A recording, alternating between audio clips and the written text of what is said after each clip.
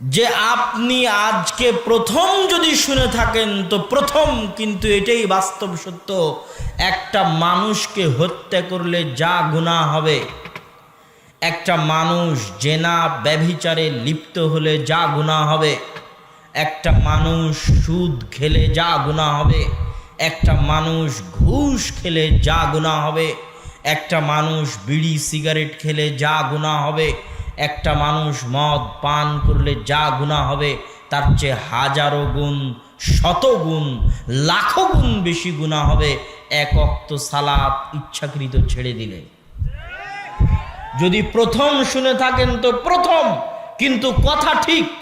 ইবনুল কাইয়িম রাহিমাহুল্লাহ লিখছেন, ইত্তাফাকাল আইম্মাহ, ইসলামের সকল ইমাম, সকল উলামায়ে কেরাম একমত, আল্লাহর সাথে শিরিক করার পরে আসমানের নিচে জমিনের উপরে সালাত ছেড়ে দেওয়ার চাইতে বড় কোনো গুনাহ পৃথিবীতে নাই। মানুষকে হত্যা করার গুনাহের চাইতে শত গুণে বড় গুনাহ সালাত ছেড়ে দেওয়ার গুনাহ, সুদ খাওয়ার চাইতে শত গুণে বড় গুনাহ সালাত ছেড়ে দেওয়ার গুনাহ, জেনা করার চাইতে শত গুণে বড় গুনাহ সালাত ছেড়ে দেওয়ার গুনাহ, বিড়ি সিগারেট মদ পান করার চাইতে শত গুণে বড় গুনাহ সালাত ছেড়ে দেওয়ার গুনাহ। কেন সালাত ছেড়ে দেওয়ার গুনাহ এত বড়? সালাত হচ্ছে আল্লাহর অর্ডার, সালাত হচ্ছে আল্লাহর আদেশ।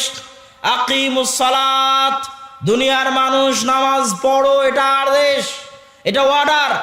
দুনিয়ার মানুষ সুদ খায়ও না, এটা নিষেধ। দুনিয়ার মানুষ জেনা করিও না, এটা নিষেধ। দুনিয়ার মানুষ মিথ্যা বলিও না, এটা নিষেধ।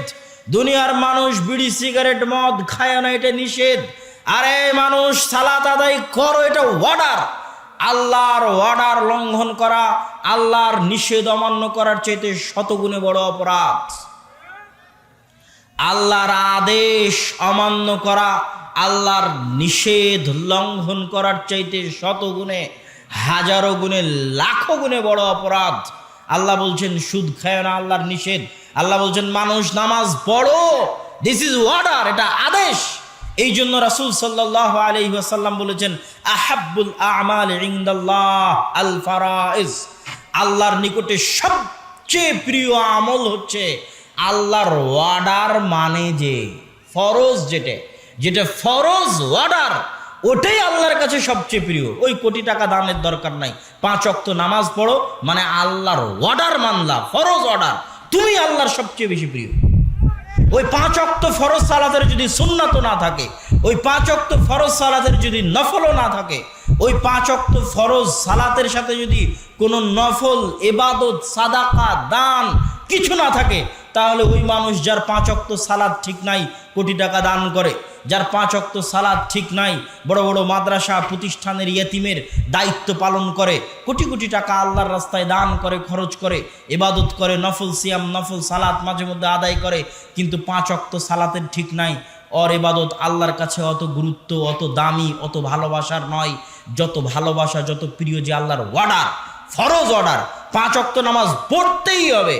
এই ফরজ অর্ডার যে মানে শুধুই যদি 5 ওয়াক্ত সালাত আদায় করে, ও আল্লাহর কাছে সবচেয়ে বেশি প্রিয়। ও কি আল্লাহ সবার আগে জান্নাত দিয়ে দিবে যে তুই সবার আগে জান্নাতে চলে যা? যদি আরেকজন কোটি টাকা দান করে তার চাইতে, যদি আরেকজন লাখ টাকা দান করে তার চাইতে, যদি আরেকজনের অনেক নফল সালাত নফল সিয়াম থাকে তার চাইতে, যে কিছুই করেনি, খালি 5 ওয়াক্ত ফরজ সালাত আদায় করেছে, ও আগে জান্নাতে চলে যেতে পারে কেন? ও কি মেনেছে বলেন তো? আল্লাহর অর্ডার, ফরজ অর্ডার মেনেছে। এটা আল্লাহর কাছে খুবই খুবই ভয়ঙ্কর যে মানুষে আল্লাহর অর্ডার অমান্য করবে, নিষেধ অমান্য করছে, অজুহাত পেশ করুক। আল্লাহ মনকে রক্ষা করতে পারেনি, জেনায় লিপ্ত হয়ে গেছে, মাফ করে দিয়ে। আল্লাহ টাকার অনেক দরকার ছিল, ঘুষ খেয়ে নিয়েছে, মাফ করে দিয়ে। অজুহাত পেশ করে আল্লাহর কাছে মাফ চাইতে পারে মানুষ, কিন্তু সালাত কোনো অজুহাত শুনবে না। কোনো অজুহাত পৃথিবীতে মানুষ পেশ করতে পারে, এই রকম কোনো অজুহাত আল্লাহ বাকি রাখেননি যেটা সালাত ঠেকাতে পারে। এরকম কোনো অজুহাত আল্লাহ সুবহানাহু ওয়া তাআলা বাকি রাখেননি যে অজুহাত দিয়ে মানুষে সালাত ঠেকাতে পারে, এরকম কোনো অজুহাত আল্লাহ বাকি রাখেননি। অতএব সালাত যদি আদায় না হয় তাহলে আল্লাহ সুবহানাহু ওয়া তাআলা যতটা ক্ষিপ্ত হবেন, যতটা রাগান্বিত হবেন, আর সালাত ছেড়ে দেওয়ার গুনাহ যত বড় হবে, যত ভয়ঙ্কর হবে, যত বিপজ্জনক হবে। সুদ খাওয়ার গুনাহ অত ভয়ঙ্কর, অত বিপজ্জনক নয়। জেনা করার গুনাহ অত ভয়ঙ্কর, অত বিপজ্জনক নয়। মানুষকে হত্যা করে ফেলার গুনাহ অত ভয়ঙ্কর, অত বিপজ্জনক নয়। ইবনুল কাইয়িম রাহিমাহুল্লাহ তার বইয়ের মধ্যে লিখেছেন, আল্লাহ সুবহানাহু ওয়া তাআলার আদেশ লঙ্ঘন করা যত বিপজ্জনক, যত ভয়ঙ্কর, যত মহাপাপ। সালাত হচ্ছে আল্লাহর আদেশ। সম্মানিত উপস্থিতি, কেন সালাত এত গুরুত্বপূর্ণ, এত জরুরি, এত কঠিন ও কঠোরভাবে যে সালাত আদায় করতেই হবে? সালাত থেকে বাঁচার কোনো অজুহাত, কোনো বদল, কোনো কাফারা, কোনো ফিদিয়া কিছু নাই যেটা দিয়ে মানুষ সালাতের বদল তৈরি করতে পারে, সালাতের পাল্টা কিছু তৈরি করতে পারে। এই জন্য যে আল্লাহ সুবহানাহু ওয়া তাআলা পবিত্র কোরআন মাজিদে বলেছেন, ওয়া আকিমিস সালাতা লিযিকরি, হে মানুষ সালাত আদায় করো আমাকে স্মরণ করার জন্য। সালাত আদায় করো আমাকে স্মরণ করার জন্য, তথা আল্লাহ সুবহানাহু তাআলাকে স্মরণ করা লাখো গুণে, কোটি গুণে আল্লাহ সুবহানাহু তাআলাকে স্মরণ করা পুরো 24 ঘন্টার দিনে রাতে অন্তত পক্ষে, নিম্ন পক্ষে 5 বার আল্লাহ সুবহানাহু তাআলাকে স্মরণ করা, এর কোনো বিকল্প ব্যতিক্রম কোনো রাস্তা নাই। আল্লাহ সুবহানাহু তাআলাকে স্মরণ করতে কি ওযু করা জরুরি? আপনাদের কি মনে হয়? ওই যে মহা আটলান্টিক সমুদ্রের মধ্যে কোনো নৌকা ডুবে যাচ্ছে, ওই নৌকায় আরোহী কোনো ব্যক্তির ওই ডুবন্ত নৌকা থেকে বাঁচার জন্য আল্লাহর কাছে দোয়া করছে, এখন ও কি ওযু করবে? ওর ওযু করার সময় আছে? তো আল্লাহকে স্মরণ করতে ওযু করা জরুরি, আল্লাহকে ডাকতে ওযু করা জরুরি, আল্লাহকে ডাকতে রুকু করা জরুরি, আল্লাহকে ডাকতে সিজদা করা জরুরি। কথা বলেন না যে আল্লাহ সুবহানাহু ওয়া তাআলাকে ডাকতে কিবলামুখী হওয়া জরুরি? জরুরি নয়। তো যেহেতু সালাত আদায়ের মূল মাকসাদ হচ্ছে আল্লাহ সুবহানাহু ওয়া তাআলাকে স্মরণ করা, এই জন্য সালাতের এমন কোনো অজুহাত নাই যে অজুহাত দিয়ে মানুষে বাঁচবে যে এই অজুহাতে আমি সালাত আদায় করলাম না। কোনো অজুহাত মানুষ পেশ করতে পারবে না। যতক্ষণ মানুষের জ্ঞান, বুদ্ধি, বিবেক ঠিক আছে, ততক্ষণ মানুষ আল্লাহকে স্মরণ করতে পারবে না? পারবে না? পারবে। তোর ফরজ গোসল হয়েছে, গোসল করার পানি নাই, তায়াম্মুম নাই, আল্লাহকে স্মরণ করতে পারবি না? পারবি না? পারবি না? পারবি আল্লাহকে স্মরণ করতে। তুই দাঁড়িয়ে থাকতে পারিস না, বসে থাকতে পারিস না, রুকু করতে পারিস না, সিজদা করতে পারিস না, আল্লাহকে স্মরণ করতে পারবি না? পারবি না? পারবি। কেবলা চিনিস না, অজু জানে না, কোরআন তেলাওয়াত করতে পারে না, সূরা ফাতিহা জানে না, আল্লাহকে স্মরণ করতে পারবে না? পারবে না? পারবে। যতক্ষণ ওর হুঁশ আছে, যতক্ষণ ওর জ্ঞান আছে, যতক্ষণ ওর বুদ্ধি আছে, ততক্ষণ দুনিয়াতে এমন কোনো অজুহাত, যেই অজুহাত পেশ করে মানুষে বলবে আমি সালাত আদায় করব না, ওই অজুহাত চলবে না। এই জন্য যে সালাত আদায়ের মূল মাকসাদ আল্লাহকে ডাকা, আল্লাহকে স্মরণ করা, মানুষ 24 ঘন্টা যে কোনো পরিস্থিতিতে, যে কোনো জায়গায়, যে কোনো অবস্থায় আল্লাহকে স্মরণ করতে পারে। এই জন্য 5 ওয়াক্ত সালাতের মূল মাকসাদ হচ্ছে আল্লাহ সুবহানাহু ওয়া তাআলাকে স্মরণ করা। আল্লাহ সুবহানাহু ওয়া তাআলাকে স্মরণ করা কত গুরুত্বপূর্ণ সে আলোচনা আরেকটু বিস্তারিত বলবো। তার আগে এখানে আগের অংশের আরেকটা কথা বলে রাখি। ওই যে মানুষ সুদ খায়, ওই যে মানুষ ঘুষ খায়, যে মানুষ বিড়ি খায়, সিগারেট খায়, রাসূল সাল্লাল্লাহু আলাইহি ওয়াসাল্লামের ভাষ্য অনুযায়ী মাতা'মুহু হারামুন, মালবাসুহু হারামুন, মাশরাবুহু হারামুন, ওর খাদ্যদ্রব্য হারাম, ওর পোশাক হারাম, ওর পানীয় হারাম। ইন্নাল্লাহা তাইয়্যিব, আল্লাহ হচ্ছেন পবিত্র, আল্লাহ অপবিত্র জিনিস গ্রহণ করেন না, ওর সবই হারাম। ওর ইবাদত কি আল্লাহ গ্রহণ করবেন? করবেন না। এখন ওই সুদখোর যদি বলে, ঘুষখোর যদি বলে, ব্যাংকে চাকরি করে যে সে বলে, যার সকাল থেকে সন্ধ্যা পর্যন্ত হারাম ইনকাম, বাড়ি হারাম ইনকামে, কাপড় হারাম ইনকামে, খাওয়া হারাম ইনকামে, ও যদি বলে আমার ইবাদতই কবুল হবে না তো কেন সালাত আদায় করব? বলতে পারে না? পারে না? রাসূল সাল্লাল্লাহু আলাইহি ওয়াসাল্লাম বলেছেন, কেউ যদি মাদক দ্রব্য, নেশাদার দ্রব্য পান করে 40 দিন তার ইবাদত আল্লাহর দরবারে কবুল হবে না। কেউ যদি বলে নেশাদার দ্রব্য পানকারী, মদ্যপায়ী, বিড়িখোর, সিগারেটখোর, গুলখোর, জর্দাখোর, মদখোর যদি বলে আমার ইবাদতই তো আল্লাহর দরবারে কবুল হবে না, সালাত কেন আদায় করব? মানুষে অজুহাত দাঁড় করায়, বিড়ি ছাড়তে পারেনি, সালাত আদায় করে কি করব? সিগারেটই ছাড়তে পারেনি, সালাত আদায় করে কি করব? আবার মানুষে আর এক মানুষকে খোঁটা দেয়, আরে তুই এই নামাজিকে দেখো, এই নামাজও পড়ে আবার বিড়িও খায়। মানুষও খোঁটা দেয়, সেও নিজেকে ধোকা দেয়, বিড়ি ছাড়তে পারলাম না, নামাজ আদায় করে কি করব? খুবই ভয়ঙ্কর, খুবই ভয়ঙ্কর। ইবনুল কাইয়িম রাহিমাহুল্লাহ লিখছেন যে তুমি যদি ঘুষখোর হও, ঘুষ খেয়ে এসে নামাজ আদায় করো। তুমি যদি সুদখোর হও, কোটি টাকা সুদ খাওয়ার পরে সালাত আদায় করো। তুমি যদি জেনাকারী, ব্যভিচারী হও, পতিতালয় থেকে বের হয়ে সালাত আদায় করো। তুমি যদি বিড়িখোর, সিগারেটখোর হও, তাহলে বিড়ি খেয়ে, সিগারেট খেয়েও তুমি সালাত আদায় করো, সালাত ছাড়িও না। গুনাহের দোহাই দিয়ে, গুনাহের অজুহাত দিয়ে সালাত ছাড়িও না। যত বড় পাপী হও, যত বড় গুনাহগার হও, যত বড় গুনাহগার হও, যত বড় পাপী হও, সালাত ছাড়িও না। কেন? ইবনুল কাইয়িম রাহিমাহুল্লাহ বলছেন, তুমি যদি সালাত ছেড়ে দাও, একসাথে দুটো গুনাহ হবে। একে তো সুদ খাওয়ার গুনাহ, আর একটা হচ্ছে ওই সুদ খাওয়ার চাইতে লাখো গুণে, কোটি গুণে বড় গুনাহ সালাত ছেড়ে দেওয়ার গুনাহ। তুমি এখন বিড়ি খেলা, এই বিড়ি খাওয়ার গুনাহের চাইতে হাজারো গুণে, লাখো গুণে, কোটি গুণে বড় গুনাহ হচ্ছে সালাত ছেড়ে দেওয়ার গুনাহ। বিড়িও খেলে সালাতও আদায় করলে না, একে তো বিড়ি খাওয়ার গুনাহ, আর একে তো সালাত ছেড়ে দেওয়ার গুনাহ, যেটা বিড়ি খাওয়ার চাইতে লাখো গুণ, কোটি গুণ ভয়ঙ্কর, বিপজ্জনক, মহাপাপ, মহা অন্যায়। কেননা ওটা হচ্ছে আল্লাহর অর্ডার, আল্লাহর আদেশ। আল্লাহর আদেশ তুমি মানতে বাধ্য, যে কোনো পরিস্থিতিতে, যে কোনো অবস্থায়, যেখানে থাকো না কেন। কোনো অজুহাত দিয়ে আল্লাহর আদেশ, বিশেষ করে সালাতের আদেশ থেকে বাঁচার কোনো উপায় নাই। সালাতের আদেশ থেকে কোনো অজুহাত দিয়ে পালিয়ে বাঁচার কোনো উপায় নাই। বিড়িখোর হলেও সালাত পড়তে হবে, সিগারেটখোর হলেও সালাত পড়তে হবে, ঘুষখোর হলেও নামাজ আদায় করতে হবে, সুদখোর হলেও নামাজ আদায় করতে হবে, ব্যভিচারী হলেও নামাজ আদায় করতে হবে, পতিতালয় থেকে বের হয়ে এসে নামাজ আদায় করতে হবে। দিস ইজ দ্য অর্ডার, আল্লাহর আদেশ করতে হবে।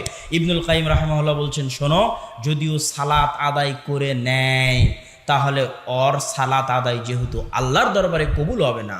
কেন? ওর সবই হারাম ইনকাম, বাড়ি হারাম, জামা হারাম, কাপড় হারাম, টাকা হারাম, ইনকাম হারাম, খাদ্যদ্রব্য হারাম, তার ওই সালাত আল্লাহর দরবারে কবুল হবে না। মানে সালাতের যত ফজিলত আছে, কোনো ফজিলতও পাবে না। অনেক ফজিলত আছে সালাতের, এক সালাত থেকে আর এক সালাতের মধ্যে সব সগীরা গুনাহ মাফ হয়ে যায়। এটা সালাতের ফজিলত, কোনো ফজিলত পাবে না।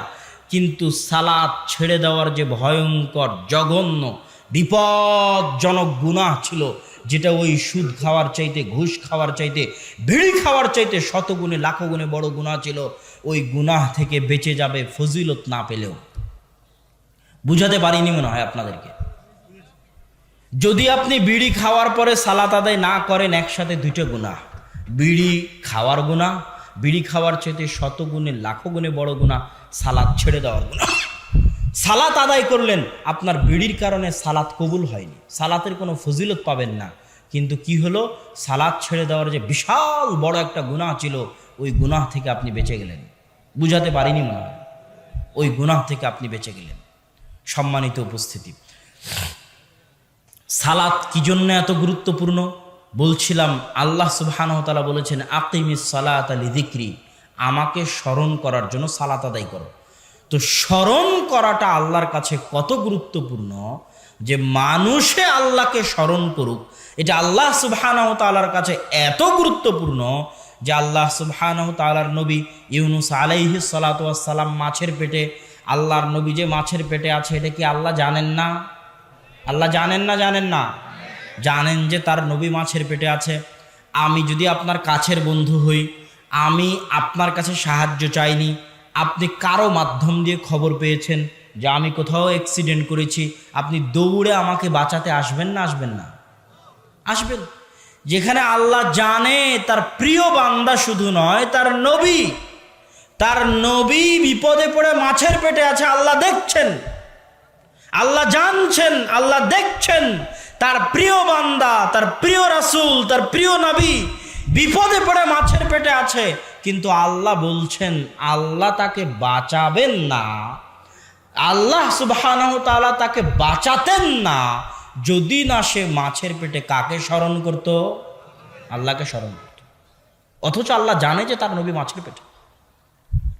যদি তার নবী মাছের পেটে না বলতো লা ইলাহা ইল্লা আনতা সুবহানাকা ইন্নী কুনতু মিনাজ জালিমিন, এই দোয়া পড়ে যদি তার নবী মাছের পেটে আল্লাহকে স্মরণ না করত, অথচ আল্লাহ দেখছে তার নবী বিপদে, তারপরও আল্লাহ অপেক্ষায় আছে যাতে তার নবী তাকে কি করে? স্মরণ করে।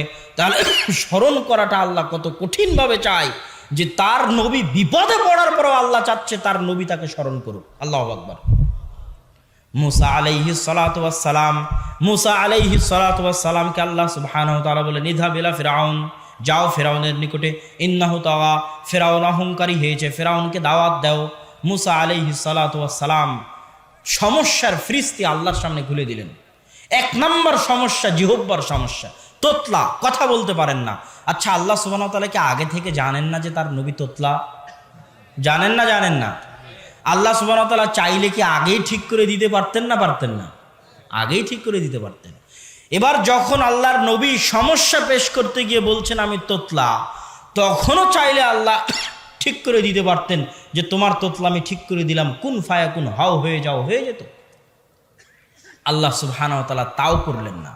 একে তো আল্লাহ জানেন তার নবী তোতলা, ঠিক করেননি।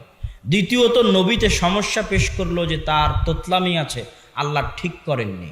আল্লাহ এবার নবীকে পাল্টা শিখিয়ে দিচ্ছেন, মুসা যদি তোতলামি ঠিক করতে চাও, জিহ্বা ঠিক করতে চাও, তাহলে আমার কাছে দোয়া করো। যদিও তুমি আমার নবী, আমি জানি তুমি তোতলা, আমি চাইলে ঠিক করে দিতে পারতাম আগেই, আমি চাইলে এখনও ঠিক করে দিতে পারি, কিন্তু যতই তুমি আমার নবী হও, মুসা নবী হওয়ার পরও, তোমার সমস্যা জানার পরও, তোমার সমস্যা সমাধান করতে পারবো এই ক্ষমতা থাকার পরও তুমি আমার কাছে চাও, রব্বিশরাহ লি সাদরি ওয়া ইয়াসসির লি আমরি ওয়াহলুল উকদাতাম মিন লিসানি ইয়াফকাহু কওলি। আল্লাহু আকবার। যে নবীর সমস্যা জানার পরেও, সমাধান করে দিতে পারার ক্ষমতা থাকার পরেও আল্লাহ সুবহানাহু ওয়া তাআলা চাচ্ছেন যে নবী চাক আল্লাহর কাছে, স্মরণ করে আল্লাহকে ডাকুক, আল্লাহ গো রব্বিশরাহ লি সাদরি, আমার বক্ষকে প্রশস্ত করে দিন, ওয়া ইয়াসসির লি আমরি, আমার কাজকে সহজ করে দিন, আর আমার জিহ্বায় যে জড়তা আছে এই জড়তা দূর করে দিন, যাতে মানুষ আমার কথা বুঝতে পারে। মুসা এইভাবে আমার কাছে চাও, আমার কাছে দোয়া করো, আমার ক্ষমতা আছে ঠিক করে দিতে পারি, কিন্তু আমি আল্লাহ চাওয়াকে, আমাকে স্মরণ করাকে এত পছন্দ করি যে নবী তার সমস্যা ঠিক করবে এটা আমি জানার পরেও নবী যেন আমার কাছে চেয়ে চেয়ে দোয়া করে। আল্লাহু আকবার। মুসা আলাইহিস সালাতু ওয়াস সালামের সব সমস্যা আল্লাহ সমাধান করে দিলেন।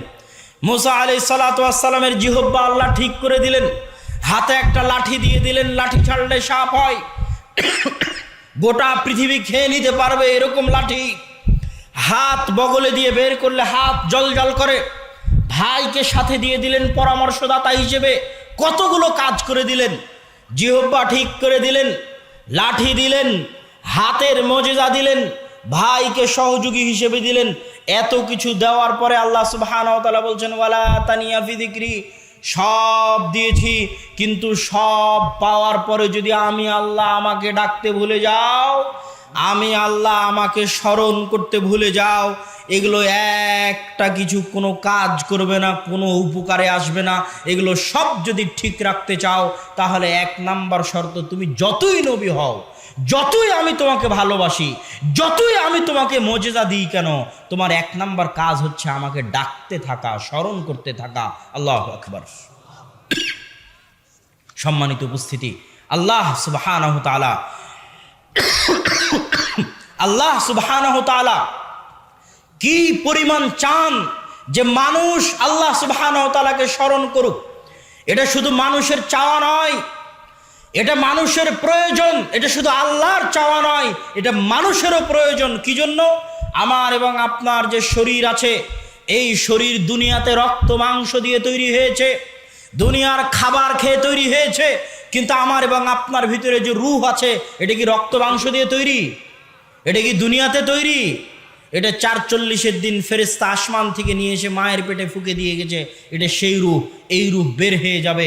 এই রূহের ওপর মানুষ অত্যাচার করে গুনাহ দিয়ে।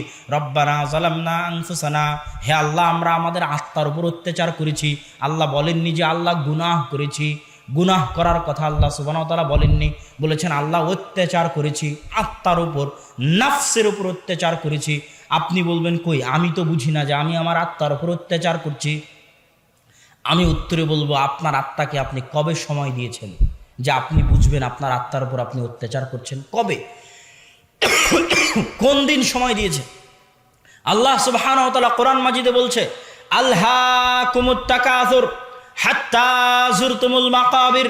ছোট বাচ্চা যখন মায়ের দুধের জন্য কাঁদে, তখন ওই ছোট বাচ্চাকে মায়ের দুধ থেকে ভুলিয়ে রাখার জন্য যেমন ঝুনঝুনি বাজানো হয়, মোবাইল দেওয়া হয়, বাইরে নিয়ে গিয়ে এটা ওটা দেখানো হয়, ঠিক ওইভাবে ছোট বাচ্চাকে যেমন খেলনা দিয়ে ভুলিয়ে রাখা হয়।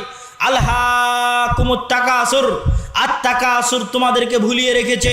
দুনিয়ার আজকে এত জিনিস তৈরি হয়েছে দুনিয়াতে, মানুষ যে নিজের আত্মাকে সময় দিবে এরকম সময় বের করতে পারার মতো সময় মানুষের নাই।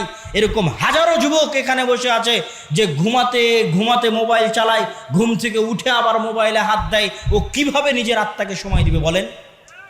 আলহাকুমুত তাকাসুর, ওর মোবাইল ওকে ভুলিয়ে রেখেছে তার মৃত্যুর কথা। গান বাজনা, নেশাদার দ্রব্য, জুয়া, খেল তামাশা, আড্ডা, সফর, সব কিছু তাকে ভুলিয়ে রেখেছে যে ও একদিন মারা যাবে। মানুষও ভুলে থাকতে চায় যে মানুষ একদিন মারা যাবে। আর পৃথিবীতে এমন জিনিস তৈরি হয়ে গেছে যে মানুষকে কখনো মৃত্যুর কথা স্মরণ হওয়ার মতো, সময় দেওয়ার মতো সময় এই যন্ত্রপাতিগুলোর নাই। এরা আর মানুষকে মরণের কথা স্মরণ করতে দেয় না। আলহাকুমুত তাকাসুর হাত্তা যুরতুমুল মাকাবির, যতক্ষণ না তোমরা কবর দেখছো। তাহলে আপনি তো আপনার আত্মাকে সময় দেননি, কেমনে বুঝবেন আপনার আত্মার উপর অত্যাচার হচ্ছে? একদিন সময় দিয়ে দেখেন, রাতের অন্ধকারে ঘরের দরজা বন্ধ করে নির্জনে নিরিবিলি অবস্থায় নিজের অতীত, বর্তমান, ভবিষ্যৎ, অস্তিত্ব, মৃত্যু নিয়ে চিন্তা ভাবনা করে দেখেন।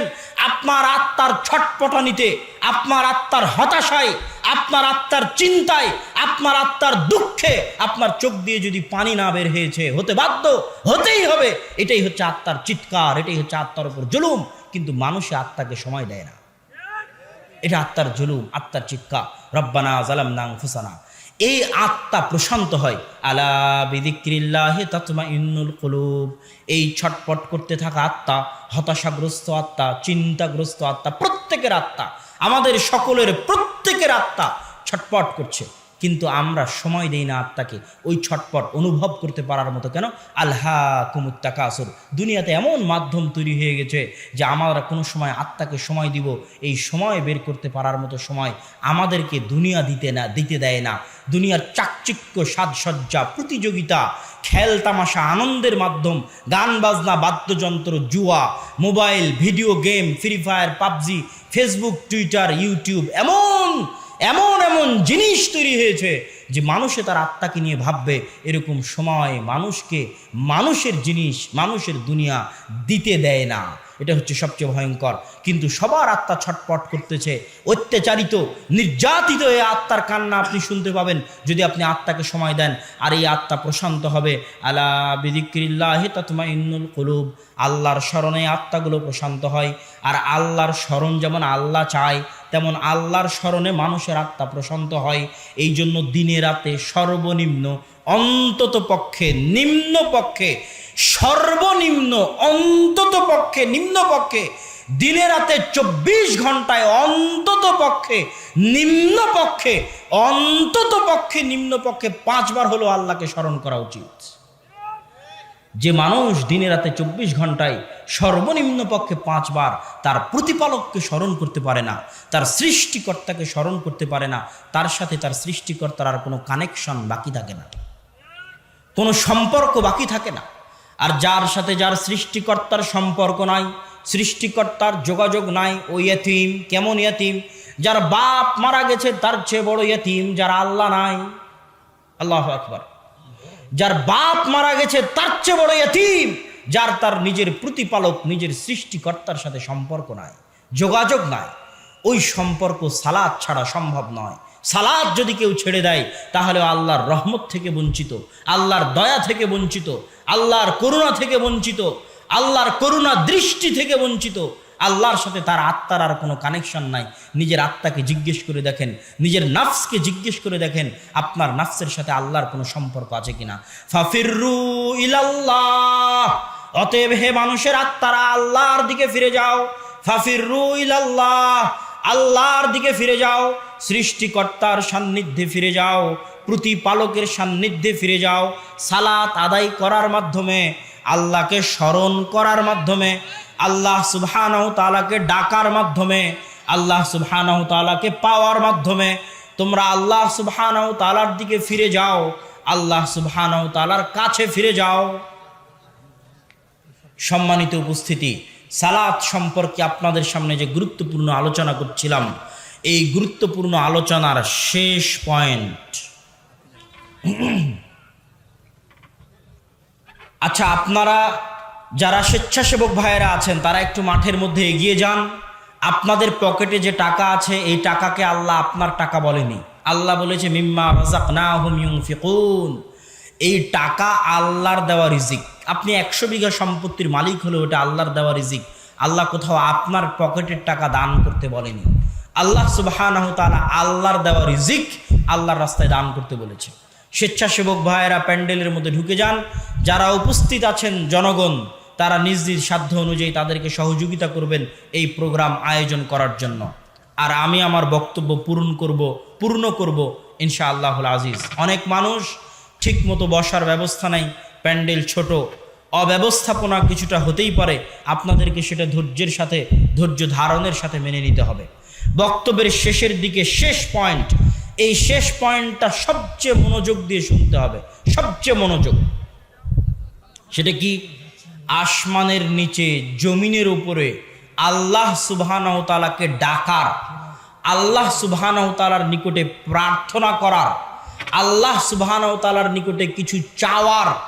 আসমানের নিচে জমিনের উপরে আল্লাহ সুবহানাহু তাআলার নিকটে কিছু চাওয়ার, আল্লাহ সুবহানাহু তাআলার নিকটে কিছু পাওয়ার সালাতের চাইতে বড় কোনো মাধ্যম নাই। সবার মনোযোগ আকর্ষণ করছি, আবারও সকলের মনোযোগ আকর্ষণ করছি। আসমানের নিচে জমিনের উপরে আল্লাহকে ডাকার, দোয়া করার কার চেয়ে বড় মাধ্যম নাই? জোরে বলেন, কিসের চেয়ে? সালাতের চেয়ে বড় কোনো মাধ্যম নাই যেটা দিয়ে কাকে ডাকা যায়। জোরে বলেন, কাকে ডাকা যায়? সালাতের চেয়ে বড় কোনো মাধ্যম নাই যেটা দিয়ে দোয়া করা যায়। কার কাছে? আল্লাহর কাছে। সালাতের চেয়ে বড় কোনো মাধ্যম নাই। এই পয়েন্টটা শোনার পরে এবার একের পর এক ঘটনা শুনতে থাকেন।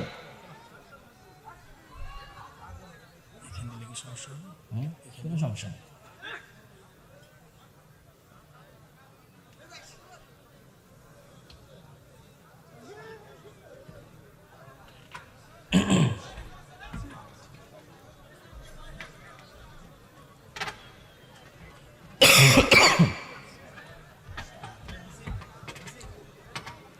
আসমানের নিচে জমিনের উপরে আল্লাহ সুবহানাহু তাআলাকে ডাকার, আল্লাহ সুবহানাহু তাআলার নিকটে দোয়া করার সালাতের চাইতে বড় কোনো মাধ্যম পৃথিবীতে নাই। সালাতের চাইতে বড় কোনো মাধ্যম আল্লাহকে ডাকার নাই। এক, রাসূল সাল্লাল্লাহু আলাইহি ওয়াসাল্লামের বৃষ্টি প্রার্থনার দরকার, বৃষ্টি চাওয়ার দরকার। বৃষ্টি হয় না, যুগ যুগ থেকে, বহুদিন থেকে বৃষ্টি হয় না।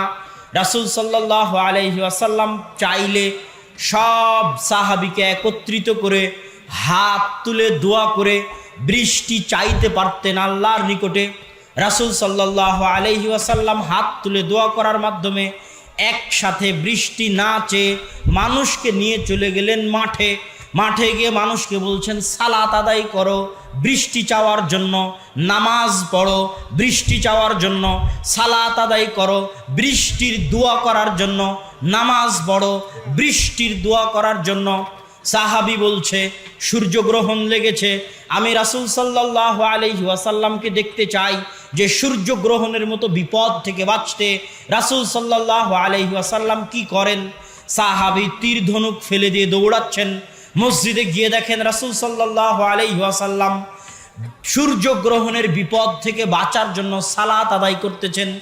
সূর্যগ্রহণের বিপদ থেকে বাঁচার জন্য আল্লাহ রাসূল চাইলে একসাথে হাত তুলে দোয়া করতে পারতেন সাহাবীদেরকে নিয়ে, সেটা না করে রাসূল সাল্লাল্লাহু আলাইহি ওয়াসাল্লাম সূর্যগ্রহণের সালাতের জন্য, রাসূল সাল্লাল্লাহু আলাইহি ওয়াসাল্লাম সূর্যগ্রহণের বিপদ থেকে বাঁচার জন্য, সূর্যগ্রহণের বিপদ থেকে বাঁচার জন্য সালাত আদায় করলেন। সূর্যগ্রহণের বিপদ থেকে বাঁচার জন্য সালাত আদায় করছেন, জানাজ বৃষ্টি প্রার্থনার জন্য সালাত আদায় করছেন। এবার একজন মৃত ব্যক্তি মারা গেছে, ওই মৃত ব্যক্তির জন্য দোয়া করতে হবে। রাসূল সাল্লাল্লাহু আলাইহি ওয়াসাল্লাম মৃত ব্যক্তির জন্য দোয়া করবেন, তো সাহাবীদেরকে নিয়ে একত্রিত হয়ে একসাথে হাত তুলে কবরের পাশে দোয়া করতে পারতেন না এ কথা নয়। সব সাহাবীকে নিয়ে একত্রিত হয়ে কবরের পাশে দোয়া করা সহজ ছিল, কিন্তু রাসূল সাল্লাল্লাহু আলাইহি ওয়াসাল্লাম সব সাহাবীকে কবরের পাশে একত্রিত করে একসাথে হাত তুলে দোয়া না করে মানুষকে বললেন, এই তোমরা নামাজ পড়ো, মৃত ব্যক্তির দোয়া করার জন্য সালাত আদায় করো, মৃত ব্যক্তির জন্য দোয়া করতে হবে। হে মানুষ, এর সঙ্গী সাথী, মৃত ব্যক্তির জন্য দোয়া করতে হবে তাই নামাজ পড়ো, মৃত ব্যক্তির জন্য দোয়া করতে হবে তাই সালাত আদায় করো। ওই মৃত ব্যক্তির জন্য দোয়া করার জন্য সালাত আদায় করলেন। বৃষ্টি চাইবেন, বৃষ্টি চাওয়ার জন্য সালাত আদায় করলেন। সূর্যগ্রহণের বিপদ থেকে বাঁচতে চাচ্ছেন, এই জন্য সালাত আদায় করলেন। জাকারিয়া আলাইহিস সালাতু ওয়াস সালাম চুল পেকে গেছে, দাড়ি পেকে গেছে, স্ত্রী বন্ধা। কুল্লামা দাখালা আলাইহা জাকারিয়াল মিহরাব ওয়াজাদা ইনদাহা রিজকা, যখনই জাকারিয়া প্রবেশ করেন মারিয়ামের মেহরাবে, দেখেন তার নিকটে অসময়ের ফল। তখন তিনি জিজ্ঞেস করেন, মারিয়াম আন্না লাকি হাদা, কোথায় থেকে আসে অসময়ের ফল? ক্বালাত হিয়া মিন ইনদিল্লাহ, এই অসময়ের ফল আল্লাহর নিকট থেকে, আল্লাহর পক্ষ থেকে আসে।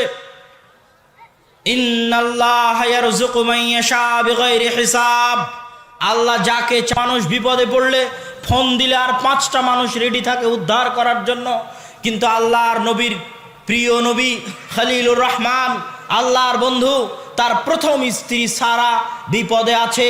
ইজ্জত বাঁচানোর দরকার, আব্রু বাঁচানোর দরকার, সম্মান বাঁচানোর দরকার, সতীত্ব বাঁচানোর দরকার, কিন্তু আসমানের নিচে জমিনের উপরে কেউ নাই যে তাকে উদ্ধার করতে পারে, কেউ নাই যে তাকে বাঁচাতে পারে, একমাত্র সাহায্যকারী আল্লাহ। ওই রকম কঠিন পরিস্থিতিতে একজন সতী নারী, একজন সাধবী নারী, একজন নিজের লজ্জাস্থান হেফাজতকারী নারী আল্লাহর কাছে ভিক্ষা চাইবে নিজের লজ্জাস্থানের পবিত্রতা, আল্লাহর কাছে ভিক্ষা চাইবে নিজের আব্রুর পবিত্রতা, আল্লাহর কাছে ভিক্ষা চাইবে নিজের সম্মানের পবিত্রতা। এই ভিক্ষা চাওয়ার জন্য দোয়া করবে, দোয়া করার জন্য সালাতে দাঁড়িয়ে গেল। আল্লাহু আকবার। এবার আপনাকে বলি, সালাত শব্দের অর্থ কি বলেন তো? জোরে বলেন, সালাত শব্দের অর্থ কি? দোয়া করা।